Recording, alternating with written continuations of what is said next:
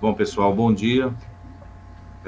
Esse é um treinamento da Asconsult, Soluções Contábeis Empresariais. É algo que nós divulgamos aí para os nossos clientes para poder participar desses treinamentos, né? Foi uma opção que a gente acabou tendo, porque às vezes quando você conversa com um cliente especificamente, você acaba dando uma orientação que poderia servir para outros, né? Então a gente vai selecionar sempre um tema, uma situação fiscal do dia a dia, uma situação contábil, uma situação financeira. Por exemplo, do lado financeiro, o que a gente poderia comentar? Como é que eu faço cobrança?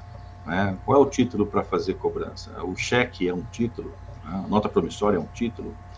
Eu posso protestar um contrato de fornecimento? Esse vai ser, com certeza, o nosso próximo encontro. Tá? E da parte fiscal, eu sempre vou trazer algum tema específico para que a gente possa discutir. Né? Eu sou o Walter Brito, sou da Carvalho de Brito Advogados e também da Asconsult. Então, o nosso compromisso aqui é trazer para vocês informações úteis do dia a dia, treinamentos que sejam aplicáveis logo após o seu término, né? Não seja uma coisa específica, teórica, maçante, jurídica demais. São questões práticas. E o que nós selecionamos hoje aqui para bater um papo seria essa questão da classificação de mercadorias de CMS e PI. Por que eu não coloquei PIS e COFINS aqui? Porque a interpretação do PIS e COFINS ela acaba sendo completamente diferente. Ela segue algumas coisas idênticas, mas foge do controle.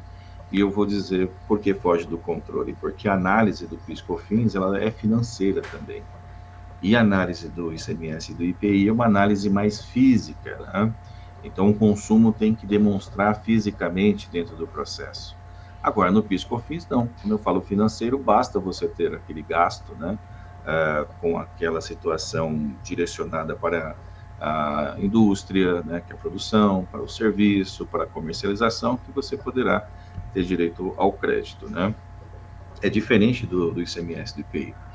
E aí, como seleção de algum tema, a gente pegou aqui vamos dizer assim, duas normas importantes da seara do Departamento Fiscal, que é a classificação, né, praticamente, dos insumos pela decisão normativa CAT 1 de 2001, que é bastante antiga, tem 23 anos agora, né, vai comemorar, e o parecer normativo 65 de 79. Então já é uma norma bastante antiga. E com essas duas normas, nós vamos compreender o que é uma matéria-prima, um produto intermediário, material de embalagem, ativo imobilizado e material de uso e consumo. Aparentemente, parece ser uma coisa simples, não é, ela é bastante técnica, né? Ela deve ser analisada do ponto de vista fiscal, contábil, engenharia, jurídica, né? Então, nós vamos ver que vamos passar por algumas situações aqui que nós vamos depender dos nossos amigos, né, dos nossos colegas aí de outras profissões, para nos auxiliar da melhor forma a compreender se eu tenho direito ao crédito ou não. E por que tem que estudar essa questão, né, da classificação dos materiais, das mercadorias, na verdade, dos produtos, né? Que mercadoria está mais voltada ao ICMS e produto mais a parte do IPI. Mas é uma coisa só, tá? Quando você fala de produção. Então, nós temos que classificar essas mercadorias, esses insumos, né? Por quê? Porque você precisa formar o seu preço, preço de venda, porque você precisa deduzir do custo, porque o custo tem que ser líquido nos estoques, né? E porque eu preciso recuperar esses tributos para deduzir daquilo que é devido sobre a venda, né? Então, eu vendo, eu pago imposto, isso é fato. Mas como nós estamos falando de dois tributos não cumulativos, então a apuração obedece uma regra de débito e crédito. ICMS, IPI, PIS e COFINS quando é não cumulativo. Mas aqui o ICMS e IPI é no geral, né? Serve para quem está no lucro real, serve para quem está no lucro presumido. Tá? Bom, então vamos começar a nossa análise aqui. Tá? Por favor, fiquem à vontade também para interromper, nem é interromper, mas fazer algum questionamento, levanta a mãozinha que tem aí como um ícone, eu vou identificar aqui que alguém quer fazer algum tipo de comentário e a gente já começa a esclarecer a dúvida na hora, tá bom? Bom, vamos lá. Primeiro, eu preciso que vocês tenham um cenário na cabeça para ficar muito mais prático, né? Isso daqui, obviamente, é uma tela que eu peguei da internet, eu achei bastante interessante. É um processo de fabricação, e esse processo de fabricação ele obedece critérios normais, comuns dentro dos estabelecimentos, né? Mesmo que seja fabril, mesmo que seja comerciante, um prestador de serviço, né? Ele tem mais ou menos esse layout, né? Então, por exemplo, aqui à esquerda, onde tem uma pessoa sentada frente a um computador, que chama front office, né, que seria a recepção, nós temos ali a parte até administrativa. Isso é importante para a gente entender esses conceitos mais para frente, né? Aqui do lado direito da recepção, nós temos a produção, né? E aquele caminhão, o primeiro caminhão lá em cima, né, perto das consultas, nós temos ali o recebimento. Então, vocês percebam que existe o recebimento. Esse lateral, um pouquinho mais para cima, né, depois do caminhão ali, à direita, né, está escrito parts, né, então ali esse parts quer dizer peças, né, então ali são peças, almoxarifado, alguma coisa que você possa compreender dessa forma.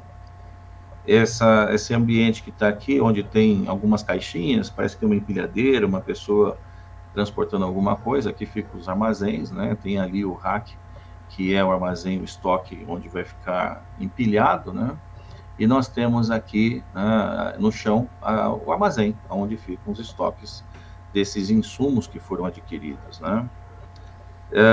Aqui mais embaixo, né, você tem aqui o tipping ou shipping, né, você tem ali a saída, né, do produto acabado, você tem um pessoal trabalhando com uma empilhadeira também, alguns sensores ali, né, para demonstrar, e está saindo a mercadoria. Então, isso é um ciclo produtivo, né? A mercadoria entra lá em cima e sai aqui embaixo depois de processada. Esse é o ciclo industrial, né? Entra a mercadoria, ela é processada, ela é estocada e depois vendida, né? Os insumos estão ali do lado, né? Que é o armazenamento. Então, pode ser armazém de produtos acabados, pode ser um armazém também de insumos, né? Não tem importância, layout aqui que é o melhorzinho para fazer uma exposição. Aqui é um conceito de layout de fábrica, tá? Poderia ser comércio também, não tem problema, se aplica a mesma teoria do layout, né? Então não tem problema nenhum. Aqui é o desenho da planta, né, industrial, tá? Aqui é para a gente ter um conceito mais ou menos, vocês vão lembrar, por exemplo, que tem veículos, nós temos maquinário, na produção é uma máquina, tá? Nós temos um ativo aqui interno, que são as empilhadeiras. Nós temos esses carrinhos também, que são ativos. O rack, por exemplo, pode ser um ativo também, né? Porque ele está ali fixo para poder empilhar as mercadorias. Ali também nós temos, na parte de almoxarifado, ou partes onde ficam as peças, nós temos alguns armários para guardar, né? A recepção pode ser uma recepção dos produtos, pode ser o departamento fiscal trabalhando logo no começo, né? Então aqui não tem uma portaria para mostrar como é que funciona na prática, mas aqui tem alguns componentes essenciais para uma boa classificação dos insumos dentro do processo fabril, tá? O próximo slide é que não é para a gente ficar discutindo legislação, mas vai precisar fundamentar de onde vêm essas ideias, porque nós estamos analisando duas normas administrativas, que é a decisão normativa CAT 1 de 2001 e o parecer normativo 65 de 79. Aqui eu coloquei a Constituição no topo, depois vem o CTN, que é o Código Tributário Nacional, a Lei Complementar 87 de 96, a Lei 6374 de 89, a Lei 4502 de 64, depois o Decreto 45.490, Decreto 7.212 de 2010 e as decisões novamente, né, administrativas. Mas se pensarmos bem, toda a parte fiscal e tributária nasce da Constituição Federal. Tá? Tudo isso tem embasamento na Constituição. ICMS e IPI está na Constituição. E as regras gerais do ICMS e do IPI estão aqui embaixo, logo abaixo, né? O Código Tributário Nacional, que mantém a estrutura do IPI ainda lá no Código Tributário Nacional, a Lei Complementar 87 e 96 é a base principal do ICMS, a Lei 6374 de 89 é a instituição do ICMS do Estado de São Paulo, então desde 89, e desde 64 nós temos a Lei 4502, que é do IPI.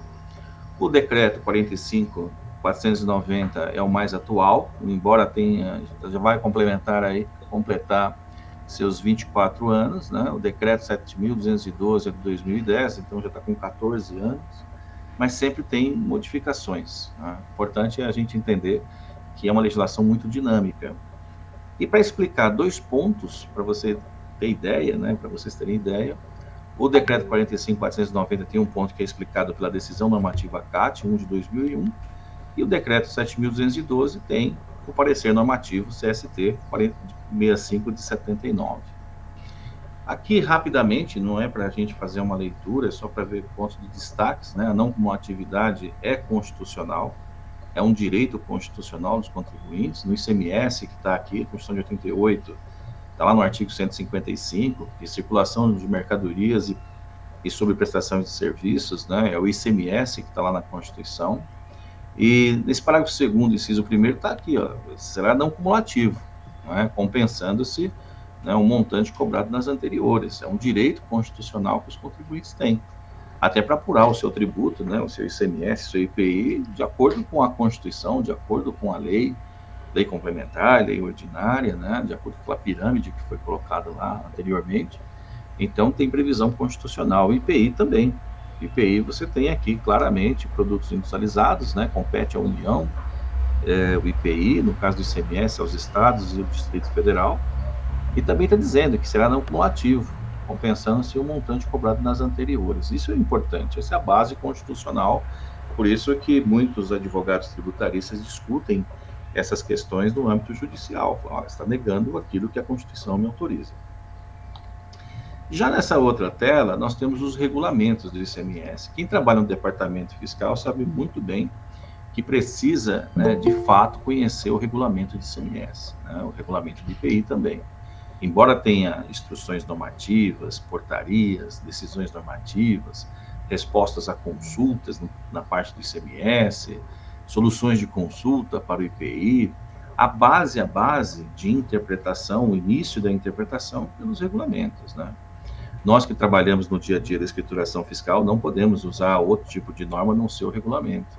E as suas instruções normativas, portarias, decisões normativas, soluções de consultas, né, e respostas a consultas. Essa é a base do departamento fiscal para você agir de acordo com a fiscalização. Nunca ter dúvida que o seu ato, né, é de acordo com a fiscalização.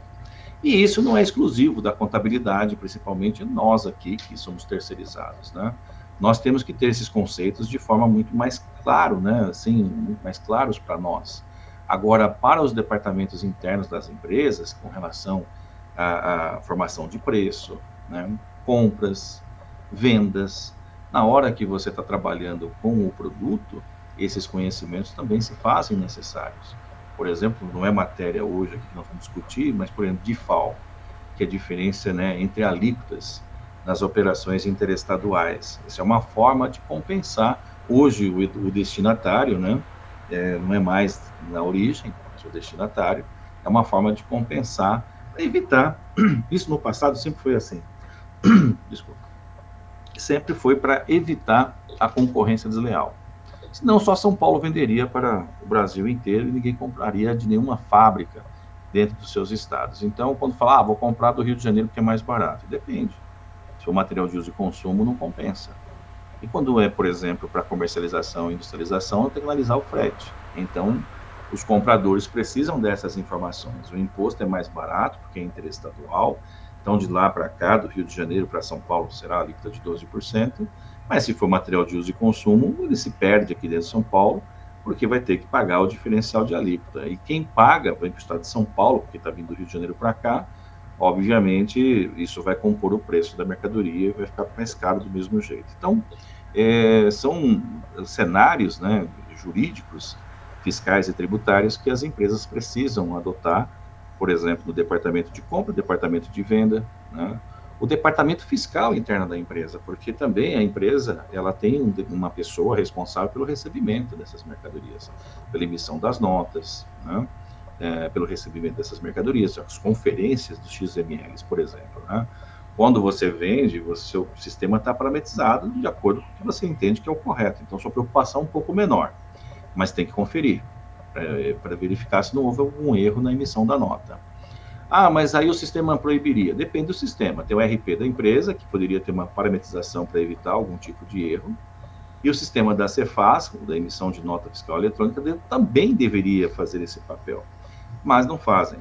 Né? Então aí fica sempre a conferência como um item necessário, essencial para as empresas, para evitar que paguem tributos indevidamente, que não estejam utilizando alguns incentivos, né, fiscais, por exemplo, até do destino, um incentivo fiscal, para evitar o pagamento de DIFAL, o pagamento de alguma outra coisa, né, aquele imposto que é 1% para o combate à pobreza, né, então tudo isso aí tem que ser analisado e revisitado o tempo todo. Tá? Então nós temos aqui a confirmação dentro do regulamento que o ICMS é não cumulativo, e no IPI também a confirmação da mesma forma, né? Importante que o IPI vai falar de uma forma melhor do que o ICMS, porque o imposto é sobre produto industrializado, então ele precisa ter mais conceitos de indústria. O ICMS usa, mas nem tanto, a gente precisa captar essas informações e depois ficar pesquisando em decisões normativas, como a gente vai ver agora, em soluções de consultas, né? Mas o IPI, com certeza, ele vai trabalhar melhor esses conceitos de fábrica, porque ele só é um tributo da indústria, né? Você pode falar o seguinte, não, mas também do importado. É verdade, porque é equiparado à importação para evitar a concorrência desleal com o mercado exterior, né? Prestigiar, na verdade, as indústrias nacionais. Então, se você vai comprar de fora, você também vai pagar o IPI. Então faz comprar fora, comprar dentro. Ah, mas tem mais qualidade lá fora. Depende. Né? Depende de onde você está comprando, sem querer ofender nenhum país aí fora, mas, por exemplo, mas a China tem a sua potência de vendas, né? Os produtos são baratos, mas precisa ver com a qualidade e outras questões sobre a marca, investimentos, né? Que foram feitos ao longo dos anos, tá certo? Mas aqui fica claro que os dois tributos são não cumulativos, dentro do regulamento ICMS também, que é uma cópia quase bem feita da Constituição Federal, né? Se não fosse, se fosse bem feita, nós não teríamos soluções de consultas, não teríamos respostas a consultas, né? Então, aqui nesse artigo 66 do ICMS, chama atenção um ponto. É não cumulativo, você pode compensar tudo? Não. Olha só o artigo 66. É vedado ao crédito de mercadoria. Do quê? Olha o inciso 5. Para uso ou consumo. E como é que eu interpreto, de acordo com o regulamento, o que é um material de uso e consumo? Tem muita gente que ainda tem dúvidas sobre isso. Muitos técnicos têm dúvidas sobre isso. Advogados têm dúvidas sobre isso. E qual é o fundamento que nós utilizamos para justificar as posições jurídicas, às vezes fiscais, contábeis, no aproveitamento dos créditos, né? Então, para uso e consumo, que não for utilizada na comercialização, ou a que não for empregada para integração no produto, ou para consumo no respectivo processo de industrialização. Então, você nota que essa redação ela é um pouco confusa, porque ele fala o seguinte, na verdade ela não é confusa, ela é muito clara para mim. O material de uso e consumo do chão de fábrica também poderia ser aproveitado. O fisco não permite, tá? Esse ponto pacífico, o fisco não admite. Mas olha o que está escrito aqui. Ou, no finalzinho do vermelho ali, ou para consumo no respectivo processo industrial. Então é consumo do estabelecimento, é consumo do processo industrial. Não quer dizer que ele precisa incorporar ou ser fundamental para o processo fabril. Quem disse isso? Olha, é só a leitura do inciso 5 do artigo 66. Então, é vedado o crédito relativo à mercadoria para uso e consumo do próprio estabelecimento. E outro detalhe, para quem está acompanhando a reforma tributária, nós não vamos falar sobre isso hoje, mas o IBS tem a mesma redação. É vedado o uso e consumo do próprio estabelecimento. Então, não existe um novo tributo IVA. Pode tirar isso, né, desse conceito que todo mundo está falando, que a GV vem dizendo né, olha, temos agora um imposto novo, com neutralidade, não cumulativo, né? Eu tenho acompanhado bastante o pessoal da GV falando isso, né? E outros tributaristas também comentando no mesmo sentido que nós temos um IVA. Nós não temos um IVA, tá? Embora o IVA alemão, estou falando coisa já que eu tenho ciência há mais de 20 anos, o IVA alemão também tem essa expressão que é vedado o uso e consumo do próprio estabelecimento. Então, a neutralidade ela não existe, ela continua dentro de uma linha de processo.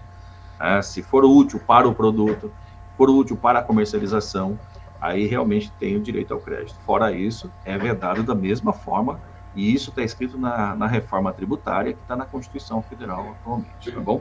Agora, o que é importante tecnicamente para a gente compreender o que é material de uso e consumo é o seguinte: uso e consumo do estabelecimento. O que é estabelecimento? Se vocês pegarem aquela primeira figura que nós estávamos trabalhando antes, aquilo, o total daquilo é estabelecimento. E os departamentos a gente vai entender como setor fabril, setor de comercialização, né?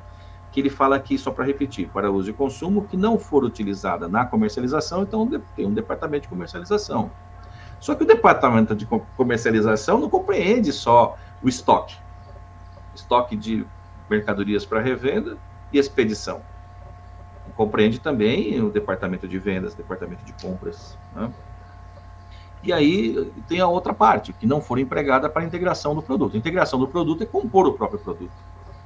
Então, não existe o material de uso e consumo que compõe um produto. Ele compõe um produto, ele faz parte.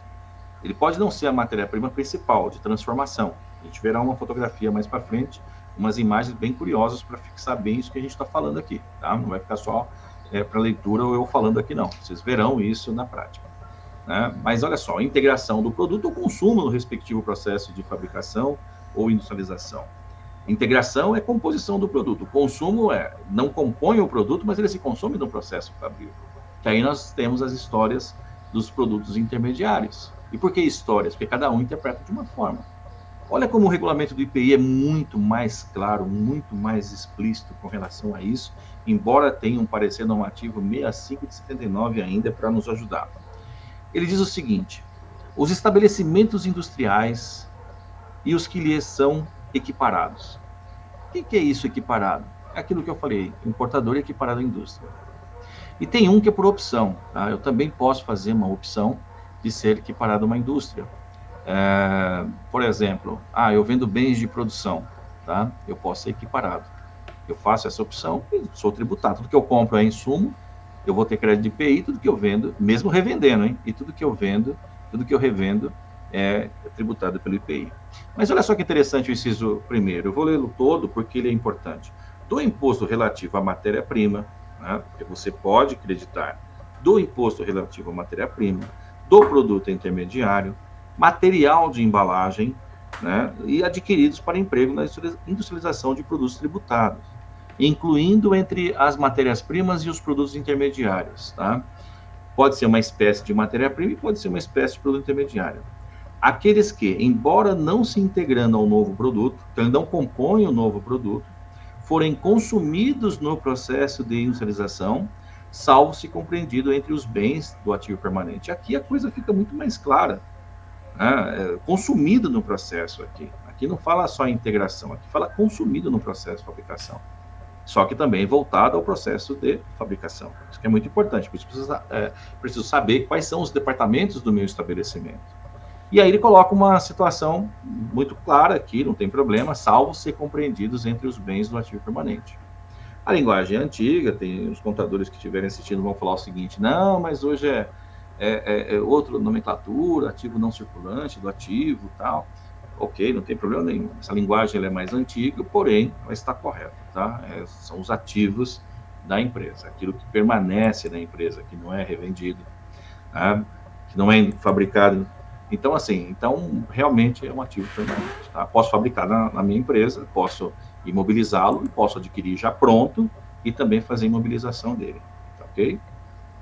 Bom, aí nós temos que entender como é que o ICMS e o IPI vão enxergar esse conceito de industrialização. Para falar a verdade, os dois adotam a mesma sistemática. Lógico que o IPI de uma forma mais correta, porque o tributo é dele, mas o ICMS, que também incide sobre produtos industrializados, também tem que ter esses conceitos dentro da legislação. E eles têm.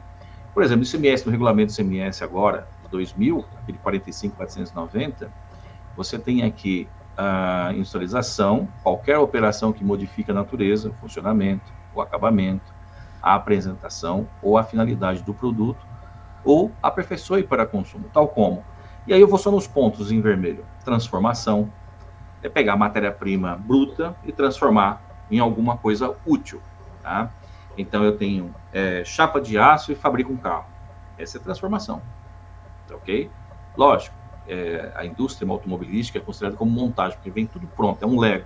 Eu venho montando esse quebra-cabeça e tem um veículo.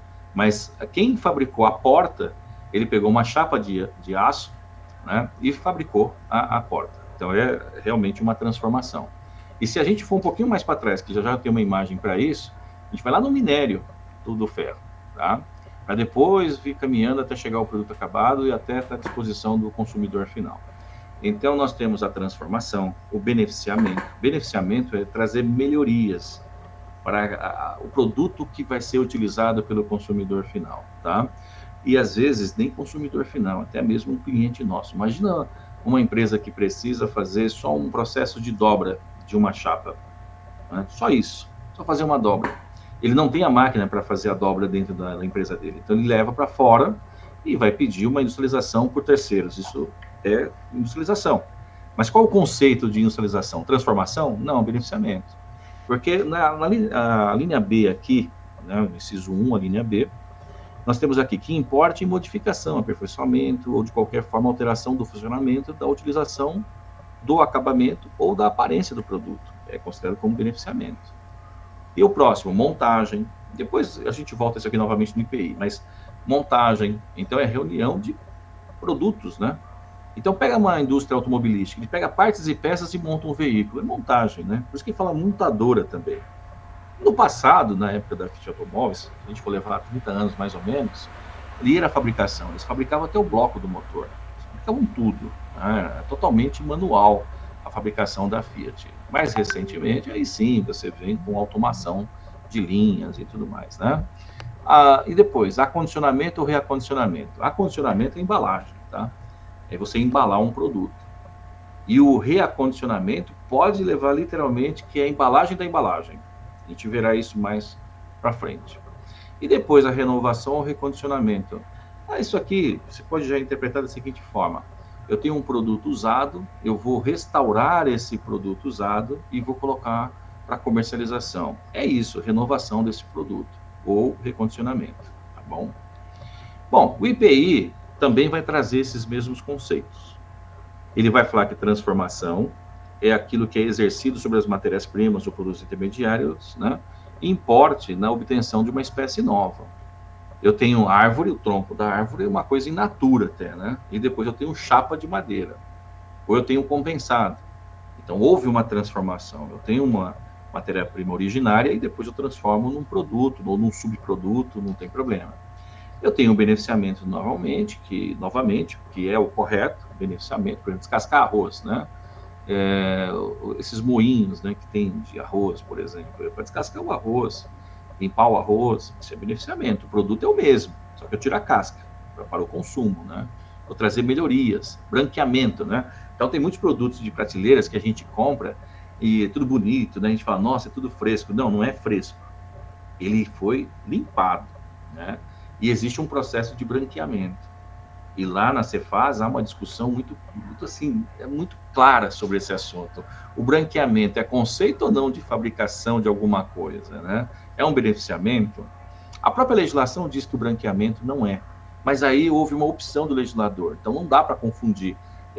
Houve beneficiamento, então deveria ser tributado, por exemplo, pelo ICMS, pelo IPI, mas por que não é tributado? Por uma questão no caso do IPI é porque o produto continua in natura, tá? Mesmo que sofra ali um beneficiamento e tal, eles excluem essa parte do IPI. Já no ICMS é por uma opção do legislador, que ele poderia tributar pelo ICMS, mas ele fala, não, nesse caso eu não vou considerar como um produto fabricado, mas que de fato houve um beneficiamento. O produto, ele sofreu um processo de branqueamento, né? De conservação, tem lá uma posição de embalagem para melhorar a aparência do produto, para chamar a atenção dos consumidores, que está aqui. Mais adiante, acondicionamento ou reacondicionamento, embalagem da embalagem ou embalagem, com nome próprio da marca, inclusive, é conceito de fabricação, né? Montagem está aqui, já expliquei, e a renovação também é uma questão mais simples, né? Bom, aqui é a parte que a gente pode perder assim um minutinho, coisa rápida também, mas bastante interessante, né? O que nós temos na primeira figura de cima, da esquerda? Nós temos aqui o processo de extração, uma mineração. Aqui é uma lavra que a gente fala, é uma lavra a céu aberto, né? Não é subterrânea. Então você tem aí a exploração de um minério, às vezes tem uma explosão desses produtos, né? Você tira depois com essa escavadeira, caminhão, é chamado caminhão fora de estrada, que transporta. Mas já vai olhando para esses maquinários, tá? Se você dar uma analisadinha um pouquinho ali, tem um cabo estendido no chão, na escavadeira, e certamente isso daqui é energia elétrica, tá? Que está abastecendo esse veículo, tá? Seria impossível você colocar óleo diesel ali o tempo todo para trabalhar 24 horas. Então, essa máquina é elétrica, tá? Hidráulica e elétrica. Então, tem um ativo ali, né? Tem um próprio equipamento, que é a escavadeira. Esse veículo fora de estrada, esse caminhão enorme, né? Ele é elétrico, essas rodas, eu não sei se vocês conhecem, mas essas rodas, elas são todas elétricas. Tem 4 motores em no conjunto, né? Um motor em cada roda. Ele tem uma partida por óleo diesel, tá? Mas, então você tem óleo diesel consumido ali, você tem pneu que está sendo consumido, né? A energia é o próprio gerador dele próprio, da roda, então não é uma energia adquirida, ele gera energia, né? E você tem um ativo, o próprio caminhão, a manutenção desse caminhão, que é bastante interessante. Naquela escavadeira, dá uma olhada naqueles dentes lá em cima. Esses dentes, eles perfuram a terra, né? Então depois a gente precisa pensar melhor. Esses dentes são substituíveis? Sim. Eles têm parafusos fixadores, né? Naquela caçambinha ali, onde está pegando a pá, está puxando, né? Você tem ali os dentes, aqueles dentes são substituíveis. Tem alguns processos que você coloca pingo de solda para dar umas ranhuras, para cortar melhor o solo, tá? E dar uma resistência, porque acho que alguns sabem que a solda é mais resistente do que o próprio material, né? Então, ele tem uma dureza absurda. E ele ajuda bastante nessa parte de cavucar a terra, né? Retirar essa terra, esse minério, para fazer o processamento. Mais adiante, nós temos aí a refinaria, né? Que é o refino a produção de aço, né? Então, ele pode sair um lingote no final, a gente não vai explorar isso daqui, às vezes é chamado de aciaria, né? Então, isso daqui é um cadinho enorme, isso aqui é uma panela de toneladas de peso e capacidade líquida volumétrica dele muito grande, né? Então nós temos esse cadinho aqui que está processando o minério anterior. Eu estou considerando que esse minério seja minério de ferro, tá? Pode não ser, não está especificado lá na figura, mas a imagem do ambiente, né? Nós temos uma mineração, nós temos aqui a pá carregadeira, escavadeira, e temos o caminhão que vai fazer o transporte até a próxima fase do processo. E aqui você tem o processamento do aço, e mais para frente você tem a laminação desse aço, e você tem essas bobinas maravilhosas aqui, né? Já um aço já fabricado, chapa de aço já em forma de bobina. Você vê que no meio tem uma fita preta, né? Essa fita preta a gente vai ver mais para frente. O que é isso daí? É o material de embalagem, né? Porque é uma fita de arquear, é segurança, obviamente, segurança e transporte. Isso aqui vai até o consumidor final, né? E mais para frente, dessa chapa, você tem na figura de baixo à esquerda, meio azulado ali o veículo, né? Não sei se é um plástico ou algum outro material que foi de proteção, mas você vê que já é uma linha de montagem. Alguém já transformou aquela chapa naquelas partes do veículo que está sendo montado. Na figura do meio, a próxima, você já tem os veículos sendo inspecionados, né? Verificado ali detalhes de qualidade, mas já estão fabricados, né? E para não achar que eu estou fazendo nenhuma publicidade de uma marca, eu trouxe aqui uma outra marca depois, né? Também fotos da internet e tal, dos veículos que estão sendo comercializados. Provavelmente esses aqui são os usados, né? Mas são ciclos. Então eu tenho a mineração, transformação em 2 etapas. Eu tenho o produto e subproduto, né? Eu tenho um produto da mineração e tenho depois o subproduto, que é a chapa de aço, e depois eu venho construindo outros subprodutos, chegando no veículo, né, que é a montagem do veículo, e depois um local que a gente chama de concessionárias para fazer. Tem os lojistas também, mas tem as concessionárias que fazem a comercialização desses veículos, né, que foram fabricados pelas montadoras. Bom, essa primeira figura à esquerda, acima, nós temos a embalagem, que é chamada de acondicionamento, né? E o reacondicionamento.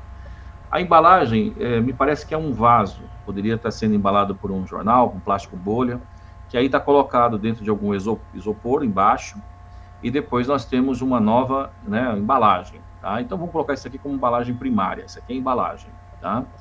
Olha aqui novamente essa bobina. Essa bobina tem umas fitas de arquear, que são essas fitas de segurança, para segurar. Existe um efeito mola nisso daqui, isso é muito perigoso. Quando ela abre, ela pode matar uma pessoa, porque ela vai partir. É uma navalha. E aqui nós temos os produtos embalados dentro de uma outra embalagem. São essas caixas de madeiras, né? Você vê também que isso aqui é conceito de embalagem, né? Na empilhadeira, que nós estamos vendo aqui, que veremos novamente, ela está transportando uma embalagem embaixo, que é o pallet. Ele pode ser um pallet da empresa, e aí seria como se fosse um ativo, e é um pallet também de transporte até o consumidor final. Então, estou entregando, né, a caixa para o meu cliente. A caixa e o pallet é dele. Então, isso aqui é um conjunto de embalagem. O barbante aqui foi só para ilustrar, que também é uma espécie de embalagem. Veja bem, eu não estou apresentando os produtos definitivos, eu estou apresentando aquilo que pode ser caracterizado como embalagem. Tudo depende do estudo dentro da linha de produção, dentro da linha de comercialização, para saber se aquilo é um conceito de embalagem, se é um conceito de produto que vai ser transformado, se é um conceito de produto intermediário. E logo aqui eu tenho um outro tipo de embalamento, né, que é a vácuo, que é também uma espécie de embalagem, tá? Então tudo isso é um filme especial que vai embalar. Aquelas caixas mais ao fundo aqui da empilhadeira também tem um filme, e às vezes é um filme termo, né? E isso quer dizer o seguinte: você passa uma chama, ele encaixa dentro da embalagem. Também temos que pesquisar isso dentro da linha de produção. A primeira imagem, onde tem aqui uma maquininha com uma fita que a gente chama de durex, né? Isso é do passado, mas essa fita aqui também adesiva é também conceito de embalagem, tá? Bom, e aí, prosseguindo, nós temos a decisão normativa CAT e o parecer normativo 6579. O que interessa para a gente aqui, dentro do conceito de fábrica, tá? Olha só, insumos 3.1 da decisão normativa CAT número 1 diz o seguinte, né? Insumo é o input, né? As empresas trabalham muito com esses conceitos de input e output, né? Esse input são os insumos que estão entrando dentro do processo, matérias-primas, energia elétrica, trabalho, amortização do capital, etc, né? Isso é um conceito muito amplo até insumo. Mas a gente adota também para classificar esses 5 itens, né? Matéria-prima, produto intermediário, material de embalagem, ativo, né? E material de uso e consumo. Mas é o input, né? Então, input aqui nessa tradução, foi do Omar Baleeiro, isso aqui está na decisão normativa CAT, né? É produzir né, alguma coisa, o produto final, os ingredientes de produção, né?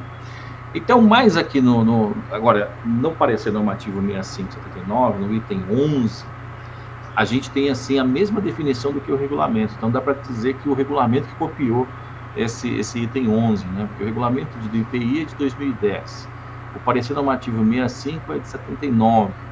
Então, ele fala que, em resumo, geram direito ao crédito, além dos que se integram ao produto final, matérias-primas e produtos intermediários, né, estrito senso, material intermediário estrito senso, material de embalagem.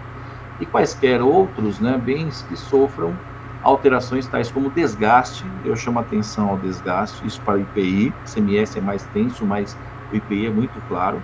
O item que sofrer desgaste no processo, um dano ou perda de propriedades físicas e químicas, em função de ação diretamente exercida sobre o produto de fabricação, né, ele é um intermediário, ele dá direito a crédito. Isso de IPI está muito claro, não tenha dúvida com relação a isso, o problema é ICMS.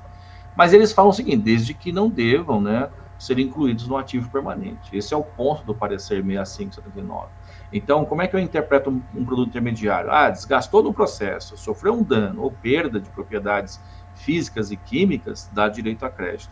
Por isso que a gente, às vezes, precisa do pessoal da engenharia para dar uma explicada dentro do processo, como é que funciona esse desgaste. É atrito, contato direto, fricção, né? Além do aquecimento, você vai tirando partículas, isso daí é um desgaste.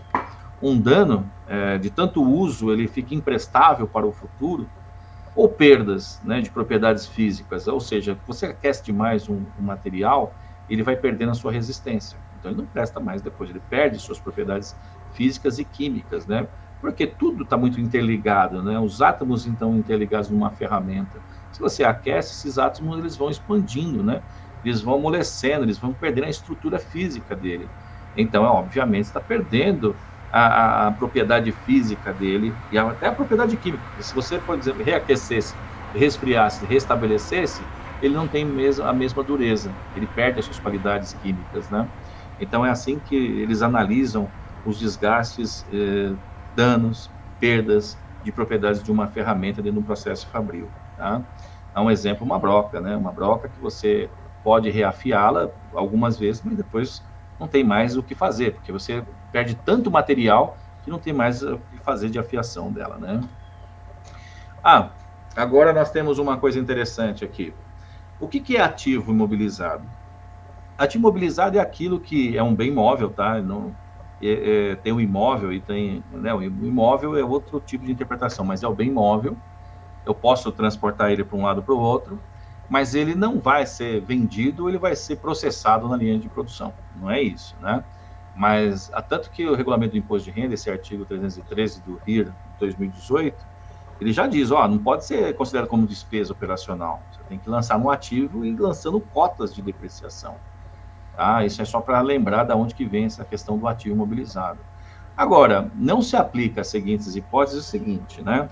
Se o valor unitário não for superior a R$ 1.200 e a vida útil não for superior a 1 ano. Então, todos os insumos que estiverem com um ou outro, tá? Um ou outro, não quer dizer os dois, pode ser que seja acima de 1.200, pode ser uma ferramenta que custe R$ 5.000, mas ela dura inferior a 1 ano, para contabilidade é despesa, já começa por aí. Agora, para nós, na área fiscal, pode ser um indício daquele material, se ele sofresse um dano, desgaste ou perda de propriedade, ele pode ser um material intermediário. Então, esse conceito de ativo imobilizado é muito importante para nós. E assim, dentro da decisão normativa CAT, ele diz isso de uma forma diferente, mas nós vamos compreender dessa forma. Vamos olhar a tela da direita aqui, o que o Fisco do Estado de São Paulo, na decisão normativa CAT, considera como um material intermediário.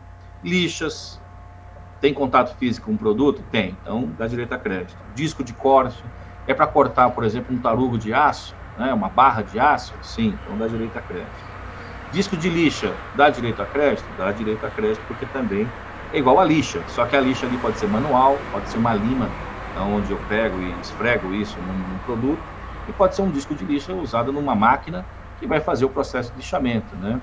Eletrodos, né, também consumidos no processo, por exemplo, eletrodos na parte de solda. Numa siderurgia é para derreter o aço, né, para derreter mesmo ali a sucata de aço. Então são eletrodos. Se você energiza o eletrodo, contato com, dá um curto-circuito ali, né, quando você joga no alumínio, ou desculpa, no alumínio, na sucata de aço, e aquilo começa a derreter pelo calor que é gerado pela energia elétrica que é descarregada. Oxigênio e acetileno é para corte. Escovas de aço, estopa para limpeza, né? Escova de aço é para também fazer o processo de desbaste. Na hora que você tem algum excesso, você passa uma escova de aço para tirar excessos do material, com certeza dá direito a crédito. E tem desgaste, né? Materiais para uso em embalagem em geral, por exemplo, etiquetas, fitas adesivas, fitas crepes, papéis de embrulho, sacolas, materiais de amarrar ou colar. Lembra dos barbantes, né? Fitas, fitilhos, cordões e congêneres semelhantes, né? Lacres de isopor, utilizado no isolamento e proteção dos produtos no interior das embalagens. Nós vimos essa figura na caixa, a primeira imagem, né? Tinta, giz, pincel atômico, lápis para marcação de embalagens, óleos de corte, rebolos, né? Modelos matriz de isopor utilizados pela indústria, produtos químicos utilizados no tratamento de água de efluente e efluente, né? Afluente e efluente. Afluente é porque eu estou captando do rio. Efluente estou despejando já com controle de qualidade para o rio, né? E olha aqui, que interessante, né? Nós temos aqui o ativo, né? À esquerda aqui o ativo, que é a máquina, que vai usar no meio aqui dessa imagem essa imagem do meio, as ferramentas, né? E o óleo de corte, e o óleo para fazer o processamento. Esse óleo é para resfriar, melhorar o corte, melhorar, por exemplo, a retirada de material e também resfriar, não aquecer tanto e não danificar a máquina, né? A máquina e a própria ferramenta. Mas olha como nós temos conceitos diferentes aqui. Um é ativo, o do meio é material intermediário, porque são as ferramentas, e o óleo de corte também é um produto intermediário.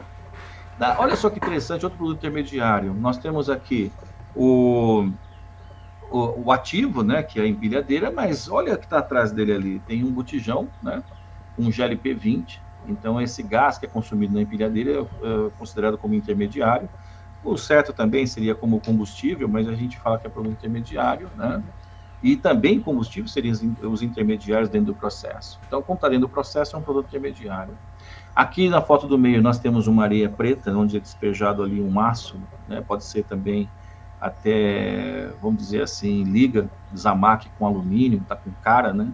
Mas olha só, nós temos ativos, nós temos material de proteção da pessoa, nós temos o cadinho que está transportando, e essa areia aqui, ela se perde, ela não pode ser utilizada muitas vezes, tá? Isso aqui também dá direito a crédito. Já na última figura aqui, nós temos o ferro de solda, né?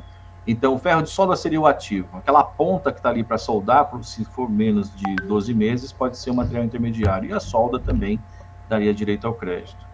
Nós temos os combustíveis de caminhão, né, que está aqui, da frota do caminhão, para poder transportar, dá direito a crédito. Nós temos aqui também a frota de veículos comerciais, né, ou da área comercial.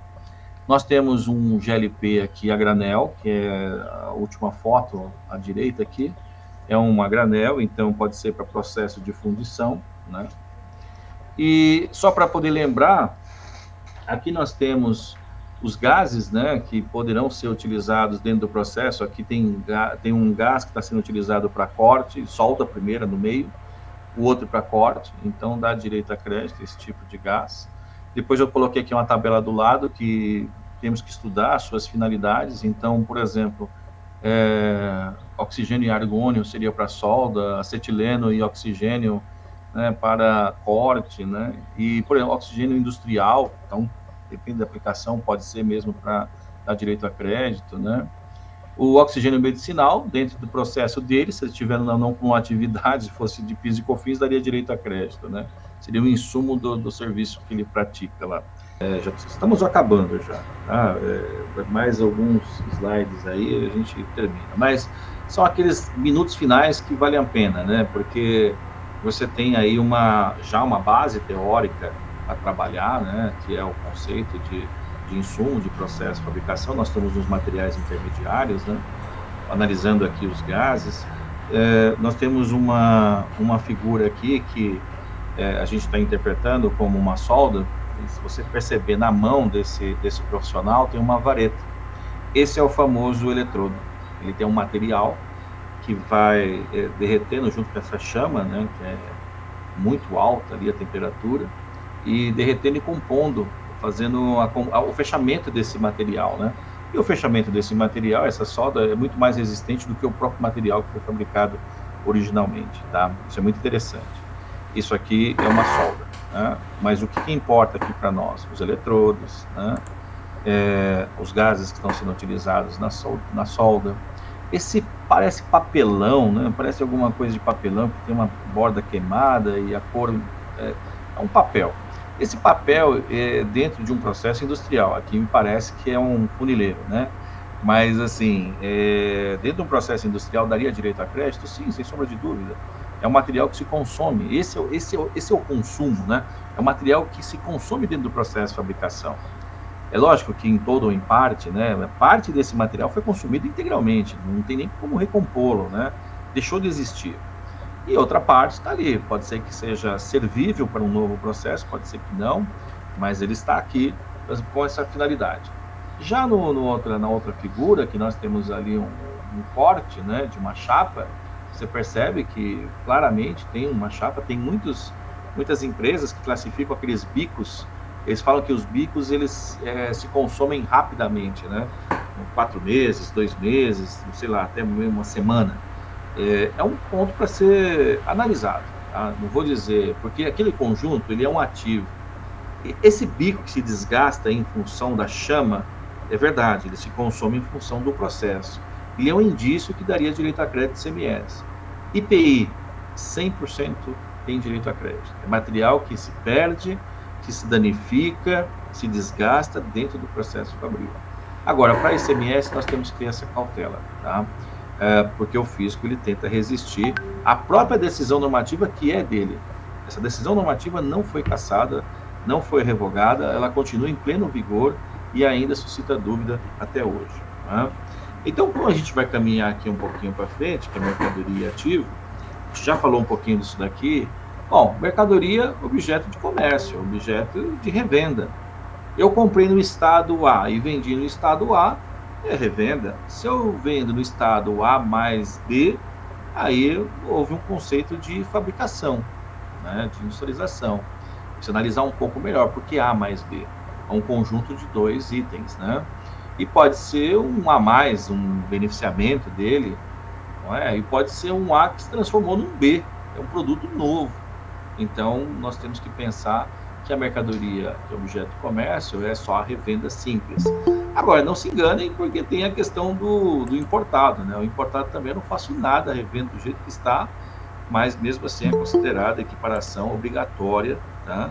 Como um produto importado, tá? Como um produto industrializado. E aí vai pagar IPI na saída. O ativo permanente é aquele conceito que a gente precisa analisar, sim, é uma máquina, né? É um item móvel que não terá uma saída, ele ficará dentro da empresa gerando receitas ao longo do tempo, né? Então isso é conceito de ativo. Você imobiliza, lança as cotas de depreciação, embora é importante a gente classificar como ativo, porque sabemos que tem crédito nisso daí, em 48 meses, né? Então, qual é a técnica? É a escrituração do livro SIAP, é você registrar como um ativo mobilizado, imobilizar mesmo na contabilidade, né? Esse que é o registro, são dois registros, no fiscal, que é o livro SIAP, para a gente ter certeza que ele é um ativo imobilizado, e na contabilidade também precisa estar configurado ali como um ativo, né? Ah, mas se eu lanço para despesa? Essa é a grande discussão. O fato de eu lançar para despesa, eu teria direito ao crédito? Tem, ele continua sendo um ativo, né? Mas não dentro do conceito contábil. Alguém fez alguma pergunta? Quer fazer uma pergunta? Não? Bom, então, o ativo permanente, né, são aquelas máquinas, equipamentos, né, as instalações da empresa, não o imóvel, tá? O imóvel não, mas toda aquela instalação necessária para que o imóvel esteja em atividade fabril, esse sim é considerado como ativo permanente, tá? Ele é passível até de manutenção, conservação, reparação, substituição, tá? Bom, aí voltamos para a mercadoria ativa do ponto visual, né? Essa do supermercado, a figura, só para repetir, o carrinho é imobilizado, as gôndolas imobilizado, né? Você vê que tem energia elétrica ali sendo consumida. Aí você fala, mas o que tem a ver no supermercado de energia elétrica? Tudo a ver, porque a parte de panificação é considerada como fabricação. Então, o supermercado também tem uma parte que é fabril, dá direito a crédito. Aí você tem que transportar isso para a sua realidade. Eu sou um comerciante, só compro para revender, mas eu tenho um produto que eu fabrico. Essa proporção desse produto que eu fabrico é o que dá direito a crédito de IPI, tá? E na parte do ICMS é o que dá direito a crédito de energia elétrica, tá certo? Então é bem interessante. Um supermercado poderia ter crédito de IPI tranquilamente, poderia. Se for levar ao pé da letra a legislação, tranquilamente. O supermercado não vejo tomando crédito de IPI, tá? Eu vejo o supermercado tomando crédito de energia elétrica. E aí nós vamos entrar depois no laudo que é necessário para a tomada dessa energia elétrica, né? A concessionária, o que nós temos ali? Nós temos também a parte de mobilizado, que é o bem imóvel, né? Nós vamos ter talvez ali móveis, escritório, essas coisas, estande de venda, né? E temos os veículos que serão comercializados. Então, você tem mercadoria, que são os veículos, né? O restante é ativo, ou imobilizado, né? Imóvel, desculpa, ou bem móvel, ou bem imóvel. Já a empilhadeira é um bem móvel, ele pode ser transportado para qualquer lugar, né? E ele é o ativo. Agora, atrás dele tem lá um GLP-20, que é o tamborzinho ali, né, o botijão de gás ali, que é chamado de GLP-20, que ele é de 20 litros, né? A capacidade é o 20, né? A capacidade volumétrica dele de gás é de 20, né? Então, isso dá direito a crédito. Ah, mas tem substituição tributária. Sim, mesmo assim dá direito a crédito na indústria. Porque eu não estou falando de crédito, estou falando de classificação, né? Mas por que dá direito a crédito ali o gás? O que acontece? Esse GLP-20, né, esse gás, ele é cobrado antecipadamente o ICMS, mas a previsão legal do regulamento ICMS do Estado de São Paulo é que você pode fazer o crédito dele calculando como se fosse devido, não tem problema nenhum, tá? Ele é um crédito meio difícil de ser comentado agora, mas ele é um 18% com redução de base em 6667, para cuja carga tributária final seja de 12%. Então, a loucura da escrituração fiscal e a beleza, a magia é essa daí, né? A gente saber esses conceitos bem definidos, né? Tá? Esse é um ponto que é interessante, mas aqui é para falar que é mercadoria, que é ativo, né? E depois nós temos aqui a energia elétrica, que a gente começou a conversar, né? E serviço de comunicação. Comunicação dá direito a crédito? Olha, a tese é o seguinte: se você é exportador, você tem direito a crédito da telecomunicação. Por que você tem direito ao direito à telecomunicação? Porque na exportação eu não posso exportar tributo. Eu tenho que eliminar os tributos na entrada, neutralidade dos tributos, por isso dá direito a crédito, tá? E energia elétrica, obviamente, dá direito a crédito não só na exportação, como também na industrialização, tá? Esse é o ponto que é mais importante. Porém, para tomar o crédito, nós vamos chegar em alguns pontos do laudo, né? Bom, o que nós temos aqui? Para a gente explorar rapidamente para ir para o fim mesmo, tá? Da nossa exposição. Nós temos aqui a energia, de onde vem? Bom, vem dos postes, né? Ela é transportada via cabo. Os cabos, os 3 cabos lá em cima, lá no topo desse poste, é onde vem essa energia de 13,8 kV. Então, é 13.000 volts, 13,8, né? 13.800 volts passam lá em cima. E aí, quando vem para a empresa, você já percebe que ali não tem um transformador redutor, que é uma maquininha. Se você olhar na figura do lado, nós temos 3 aqui, embaixo. Dentro de uma casinha, nós temos 3 transformadores embaixo, aqui embaixo. Esse transformador deveria estar no poste. E por que não está no poste? Porque na indústria e no comércio, as empresas precisam ter cabine primária. Elas são as responsáveis pela redução da energia que ela precisa. Quando a gente mora na nossa casa, né, você vai pegar o poste ali local, perto da sua casa, tem um transformador no poste. A própria concessionária te dá essa redução, né, te dá isso de presente, como se fosse o caso, né? Então ele reduz lá para 220, 127 volts, né? Aqui não, aqui a indústria vai pegar 13.800. E essa casinha que está aqui tem um transformador, né? Aqui dentro tem um transformador redutor. Então você pega 13,8 e rebaixa essa energia para 480, para 220, 127 para algumas tomadas, né, de computadores, alguma coisa assim. Ou é tudo 220, né? E quanto maior o volts, né, você reduz corrente, e a corrente é que você vai gastar mais, então você gasta menos corrente para fazer o mesmo processo de fabricação, né? E essa corrente mais barata, você vai pagar menos energia. Até onde interessa tudo isso para nós? Em tudo. Por quê? Porque a energia dá direito a crédito. E o transformador é um ativo mobilizado. Dá direito a crédito? Sem dúvida que dá direito a crédito transformador, porque ele faz parte do fornecimento de energia para o processo fabril. Mas ele não está dentro da linha de produção. Não é esse conceito, né? Ele está fora da linha de produção, mas ele dá direito ao crédito porque ele é um ativo permanente da empresa, ele está dentro do estabelecimento, né? Não da linha fabril. Pode ter algumas discussões sobre esse assunto, mas não há dúvida que ele é um ativo mobilizado essencial para a indústria, porque sem essa energia a indústria não funciona.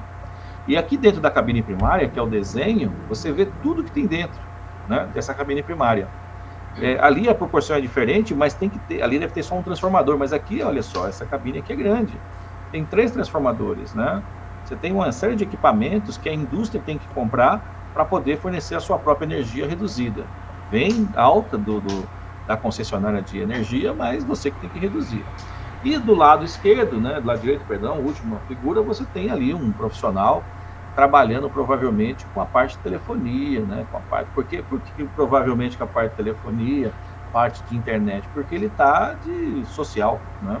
Se fosse na parte de cabine primária, teria que estar com uma roupa toda especial, um equipamento de proteção individual, que a empresa também tem que fornecer para os seus profissionais, né?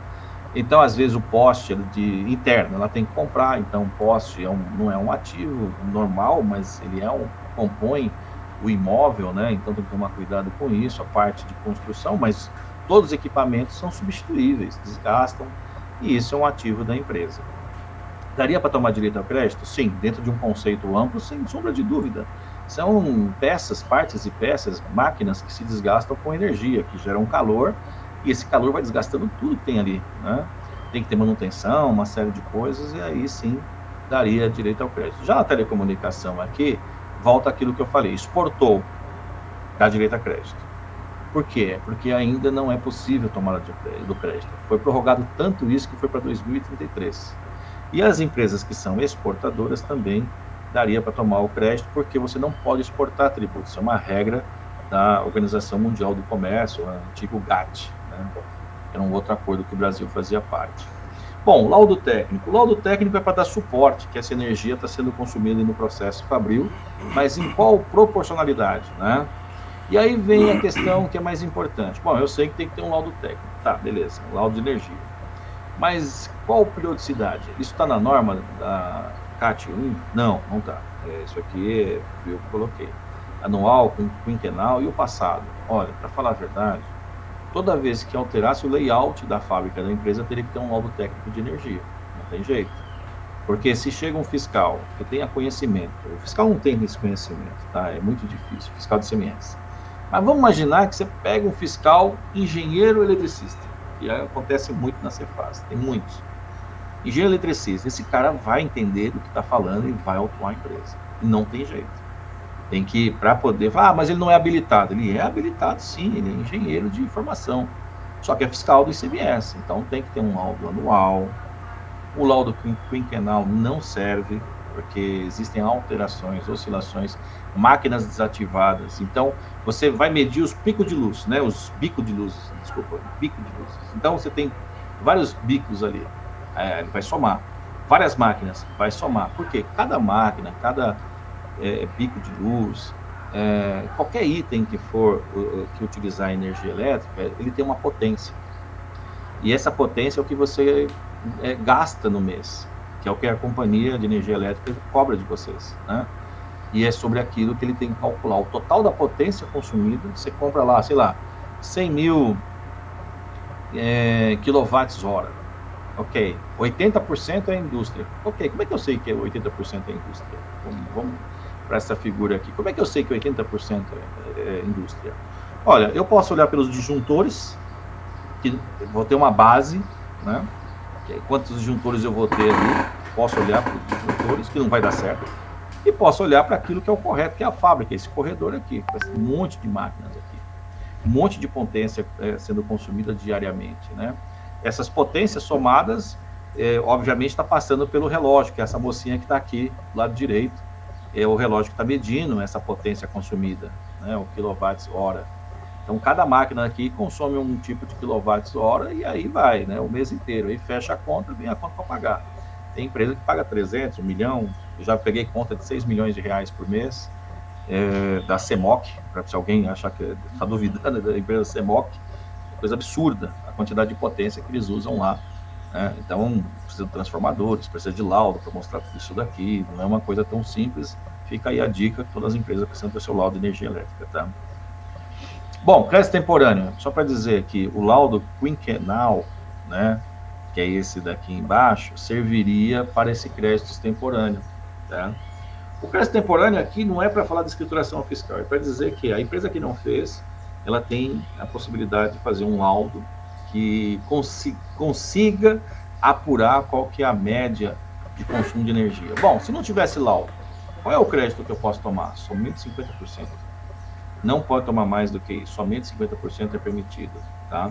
Quando não tem laudo. Quando tem laudo, você pode fazer apropriação inteira, né, da conta de energia, de acordo com a proporção do laudo. Se for 98,5%, é 98,5% da conta de energia, do ICMS destacado na conta de energia, que vocês têm direito ao crédito, tá? Há um tempo atrás eu fui até consultado eu fiz parte, né, de uma consultoria, de uma empresa que é um cliente nosso, que é a Zucotec. Eles trabalham com eficiência energética, e lá na Yamaha, lá na Zona Franca de Manaus, eles queriam um laudo que aumentasse o crédito deles. Eles estavam tomando, absurda a conta, eu não me lembro, eu não vou falar aqui, não é igual a CEMOC, 6 milhões, mas passa de 1 milhão, eu não me lembro, só a parte a parte do consumo, tá? Energia, a parte de crédito, tem que fazer o laudo. E o laudo era para aumentar esse índice de aproveitamento do crédito ICMS, porque a conta era alta, era relevante, e eles são muito bons ali na parte tributária de não deixar passar 1 centavo de crédito, né? Isso é muito importante, que também é o que a gente chama, que não é só o compliance da empresa, né? Mas é o que é do governo, entrega para o governo, o que é da empresa, entrega para a empresa, né? Tá? Então tem que estar bem cercado, com laudos, para evitar também uma fiscalização e trazer um problema para a empresa, tá? Material de uso e consumo, então também está na normativa, né? CAT 1, então faz parte, está ali a mesma coisa que o regulamento do ICMS, né? Está aqui o artigo, inclusive, dizendo que é isso, né? E aqui o uso e consumo é uma coisa interessante. A última figura ali, do lado direito, tem um ponto de interrogação em vermelho. E aí eu vou explicar por quê. Bom, uma figura normal de desenho para mostrar que existe um ambiente de limpeza, né? Da limpeza do ambiente de escritório. Aqui nós estamos mais ou menos no chão de fábrica, essa figura do meio, né, sendo encerado e tudo mais. Não sei, deve ter algum tipo de ISO, a empresa não pode ter sujeira por algum motivo, tecnologia, não pode, então tem que estar lustrado, porque para ficar bonito mesmo, então pode ser limpeza. Agora, esse último aqui, ele tem assim porque é um ponto de interrogação. Eu participei de um julgamento lá no Tribunal de Impostos, e aí a discussão era o seguinte: quando eu passo, né, um descontaminante dentro de um navio para transportar suco de laranja, isso daria direito ao crédito? Isso foi uma discussão tremenda. Mas vamos aqui para um caso mais prático. Olha só, aqui pode ser uma produção de leite, produção de laticínios. Olha só que interessante. Ele está limpando o chão. Ele está limpando o chão ou ele está evitando a contaminação do chão? Está evitando que haja uma contaminação do próprio produto. Esse é o ponto mais importante que tem que ser analisado nessa figura, né? Ele tem aqui um equipamento de proteção individual, só que esse equipamento de proteção individual não é dele, é do produto. Você vê que ele tem luvas, ele tem aqui um jaleco e tem aqui uma touca, né, para evitar que caia cabelo, essas coisas e tudo mais. Então aqui o que chama atenção é que provavelmente ele está fazendo a higienização do ambiente de produção. Não é uma limpeza simples só para manter o ambiente limpo e com ausência de insalubridade. Porque um ambiente tóxico também, ou sujo, ou qualquer outra coisa, isso gera um problema de insalubridade das pessoas, né? As pessoas ficam doentes com um ambiente que não seja limpo. Mas esse caso da produção, que é a última aqui, do lado direito, ele trata de uma outra questão. Ele trata de uma questão de limpeza do ambiente para a proteção do próprio produto.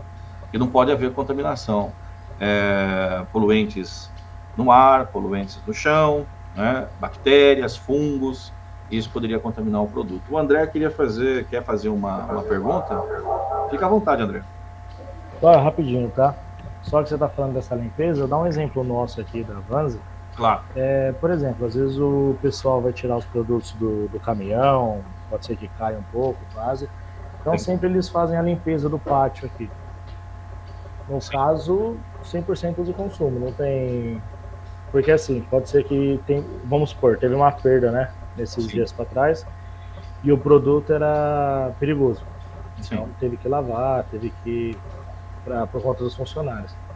Nesse caso, 100% de consumo, essa lavagem. Tudo que foi utilizado para lavar, não é... Olha, André, se for, por exemplo, um produto que não seja especial, agora tem sabão que diz que é excelente para limpeza de ambientes assim. Nós temos que ver o seguinte: se eu não limpasse, qual que é a consequência disso? A pergunta é boa para fazer outras perguntas, né?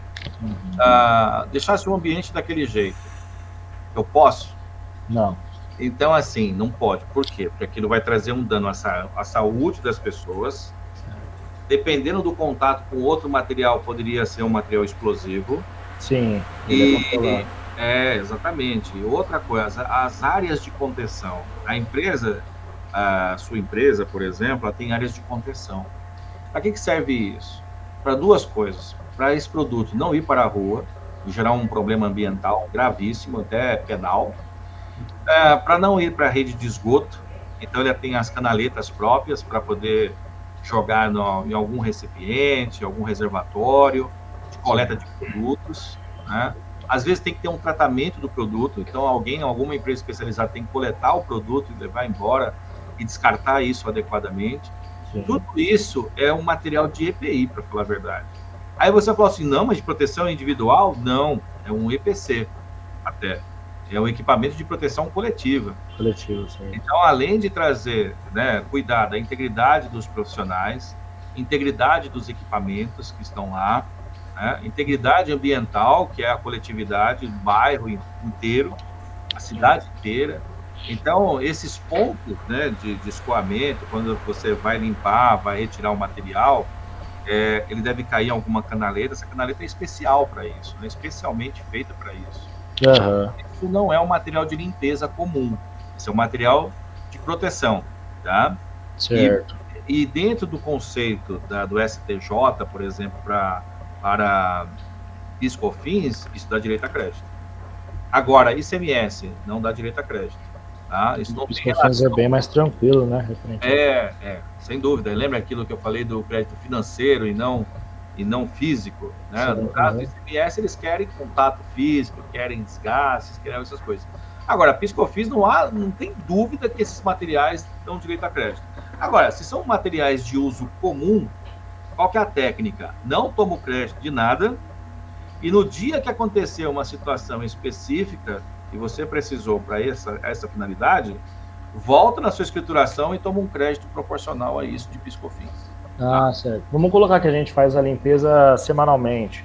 A cada semana, pelo menos uma vez, limpa o pátio. Por conta de resíduos que fica, né? E aqui mesmo tem produtos que não pode ter contato com outros. Sim. Então, semanalmente, a gente faz a limpeza do pátio. Sim. Falando em ICMS, não pode tomar crédito desses produtos que a gente usa para limpeza.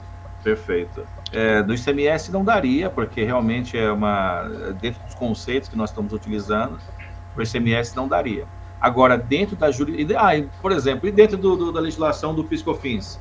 Também não. O que vai dar direito a esse crédito é uma decisão da ministra Regina Costa Helena, tá? Helena Costa. Essa ministra Regina que deu um voto que foi favorável no STJ, que era um repetitivo, que alterou a instrução normativa relativa aos créditos de PIS/COFINS, que dá direito a crédito de IPI. E ele fala, mas por que dá direito a crédito? Porque é uma imposição legal. Aí você fala, mas imposição legal de quem, esse caso aqui especificamente? Olha, pode ser uma proteção do trabalhador, tá? E pode ser uma proteção do meio ambiente, e também é essencial você manter esses produtos com uma necessidade, eventualidade igual a essa. Eu ia te perguntar isso, se ele não se encaixa no termo da essencialidade, né? Na questão da essencialidade. Encaixa não no processo, né? Mas como proteção coletiva. Sim. O EPC, né? Equipamento, aí não leia só a parte física, né? O EPC são itens de proteção coletiva. Então tem a parte individual, que é do trabalhador. A Regina Helena Costa diz que não. Também trabalhador pode tomar crédito. Isso é Regina Helena Costa. E está na instrução normativa que trata do PIS e COFINS. E também fala o seguinte, né? Quando é coletividade, é pior ainda, porque você tem a parte do crime ambiental. Você vê que essa canaleta que está atrás desse rapaz aqui, ó, que toca, né? Tá logo perto do pé dele. Sim, no seu caso, é um ponto de contenção. Tem bastante aqui. No caso dele, pode ser outra finalidade, tá? Não vou falar da casa dele, mas o seu é contenção. Então, você vai ter as canaletas em volta dos produtos químicos para proteção dos profissionais, proteção do meio ambiente, para não ir para a calçada, para não ir nos lençóis freáticos e tudo mais, tá? Perfeito, doutor. Obrigado, hein? Obrigado pela pergunta também. Bom, pessoal, e chegamos aí ao final.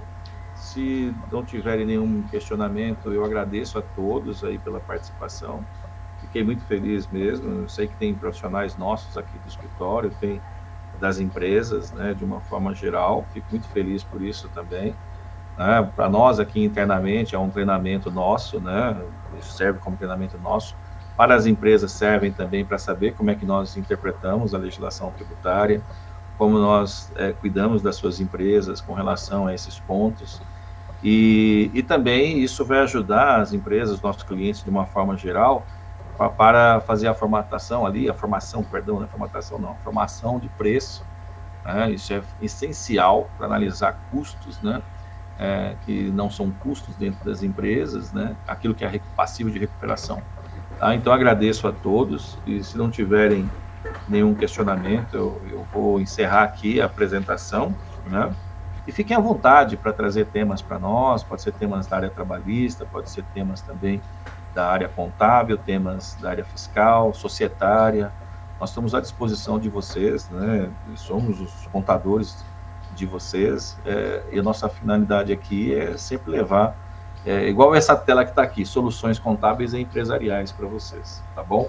Agradeço a participação de todos e um abraço e até a próxima aí.